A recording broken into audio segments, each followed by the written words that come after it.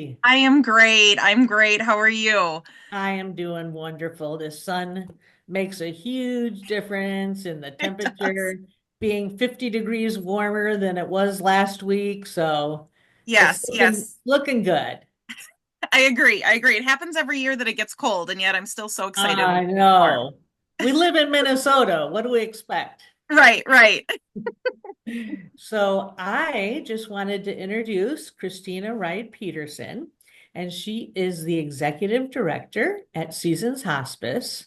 And she's going to share some exciting news that they just put out a press release for. And then she's going to talk about some of their services. So take it away, Kristina. Great, great. Yeah. Well, thanks so much for having me.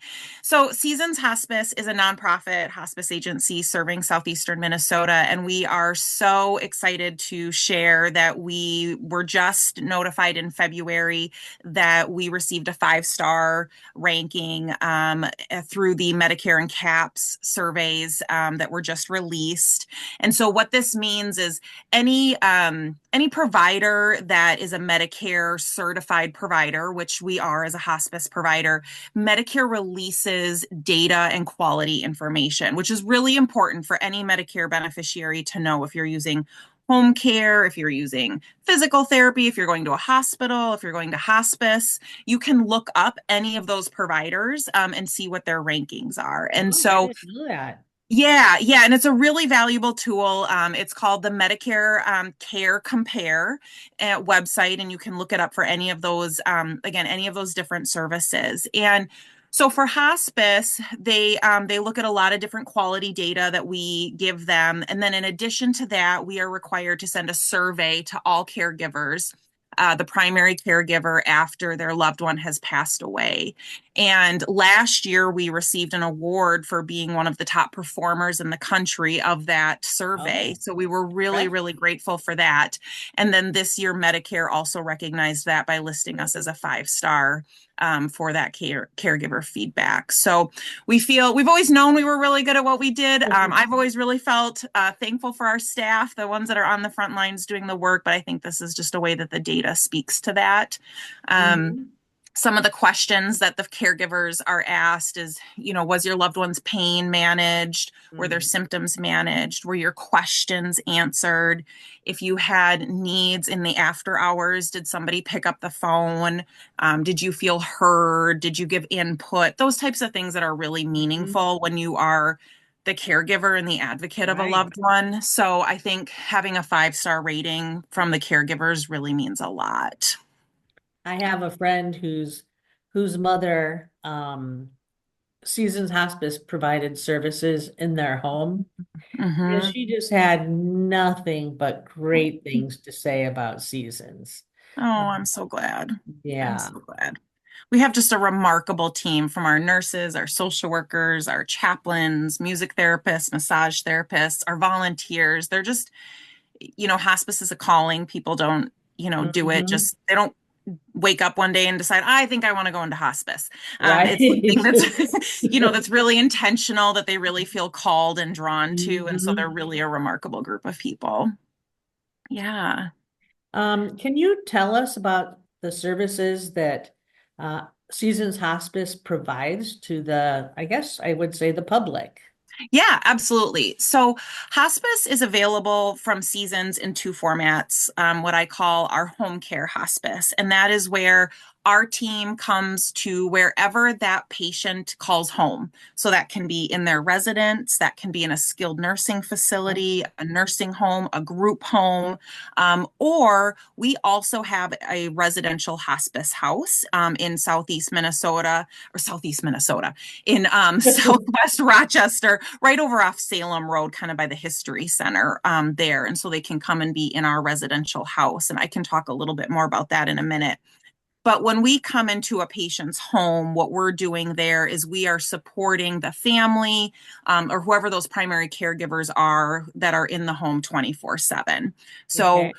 When you elect your hospice benefit, we come in as the hospice provider or whatever hospice provider you select, and we provide all of the equipment that you would need. We take care of all medications, and then, of course, all of our staff and our team that would come on board. So we would sit down with you and say, are you going to need a home health aide that's going to help you get out of bed every morning? Do you want a chaplain to come and visit? Do you want music therapy? Do you want massage therapy? We have a pet therapy team. Hmm. Our volunteer team is really remarkable. We have 124 volunteers that are active on our Wow. roster, and they do so many different things, but one of the things that they do is what we'll call kind of homemaker services. So they can come in and just be another helpful person in the house. They can Hmm. bring in the mail, take out the garbage, maybe even sit with your loved one. So if you want to go run get your hair cut and you just don't want to be worried about what's happening at home, they can kind Hmm. of be that extra person. So we're that extra wraparound services when you're in your home or wherever that person calls home.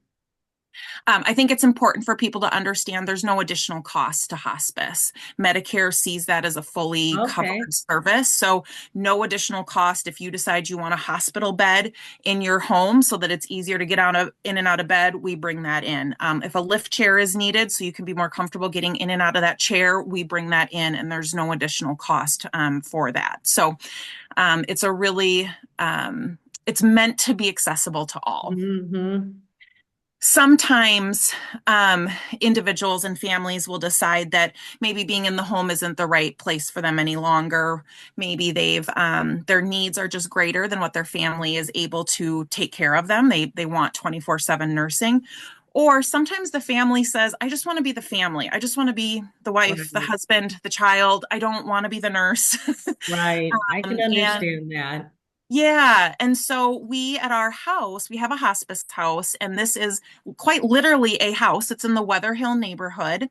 And it was renovated to be a Medicare certified hospice house. And so in the house, each patient has their own room with a bed and they're nice sized. And so there's a bed and their own television, there's dressers and a closet. They're great windows. And there we have 24/7 staffing. We have a cook who makes meals fresh in the kitchen. We do all the housekeeping, the laundry, and then people can come and go. It's 24/7. There's no limit on visitors. During COVID, we did not stop visitors when the nursing homes had to, limit those Oh, visitors. that's nice. We didn't do that. We didn't have to do that. So it's really kind of meant to be an extension of a person's home. Um, so we have 8 beds or 8 rooms in that house, and I would say we very often have capacity. It's Okay. very rare that we're needing to turn people away. Hmm. And the average length of stay that somebody is there with us is right now about a week, about seven Oh, days which is a big change in the last couple of years. It used to be about anywhere from 17 to 20 days was our average, okay. but ever since COVID, it has shortened, and we're seeing folks come onto our program much later. So the Why, house is about a why week. is that? Why, since COVID, did that happen? There are all people are asking that question all the time. I think some of it is maybe a little bit of a hesitation to elect that hospice benefit. I think Hmm. there's this desire to maybe try one more thing. We're going to hang on just a little bit longer to try maybe one more treatment. Okay. And I think particularly in our community in Rochester with Mayo Clinic, we have access to so many Hmm. resources. There's so many Hmm. research studies. There's so many great things happening that often we're seeing folks that are saying, nope, I've got one more round of this medication I'm going to do. Okay. Um, so I think we're just seeing people that are able to elect hospice later. The other thing that has happened, thankfully, because we advocated for this for so many years, is palliative medicine has become more accessible. So Okay. that symptom management medication, palliative medicine, has really become accessible and better understood. So they've really been able to control symptoms longer, where I think some folks were electing hospice for that symptom control Okay. sooner. So. Yeah, so I think I just feel very fortunate that we have the resources that we do ha in our community, but I really hope that when people are starting to think about hospice, that they're not hesitating to call. We do Hmm. info visits, is what we call them, all the time. So if people are saying, I don't know when hospice is right, I don't really understand hospice, we always just say, pick up the phone and call us. We talk about it all day long. We love talking about it. And sometimes people will call us and we meet with them once a year, and just Oh, have a check-in and see if the time is right. okay. Well, thank you. Is there anything that else that you'd like to add about? I hear that you're getting a new position. Yes, yeah. So I've been with Seasons for about 6 years now. I started as a nurse at the hospice house. Well, I started as a volunteer actually back in nursing school. But I'm very passionate about hospice care. I want it to continue to be a Medicare benefit. And so on June 1st, I'll be stepping into a new position at the state level. I'll be working for the Minnesota Network of Hospice and Palliative Care. So supporting all hospice providers in the state, working on some policy and advocacy work, and public education, getting to talk to people and informing them about hospice. So I'm very excited. It's actually the first time the organization has been led by somebody who was working as a hospice provider. So Imagine that. yeah, I know. And the first time from somebody that has not from the Twin Cities area, coming out of the southern Minnesota. So I'm really, really excited to represent, our part of the state and Seasons, and bring that up. And Seasons is always going to hold a special place in my heart. And Yeah. I think Seasons is just they're the best. We're the best at hospice, in my opinion, and so I think they really are a guiding light for others, and they've just really, it's been a really remarkable part of my career. Well, we thank you for your service and your Oh, dedication. I thank you. know it takes a special person to be able to do what you're doing. Thank you. And I really appreciate you taking the time Yeah, to it's great interview to be with here. us. And I wish you the best in your new position. Thank you so much.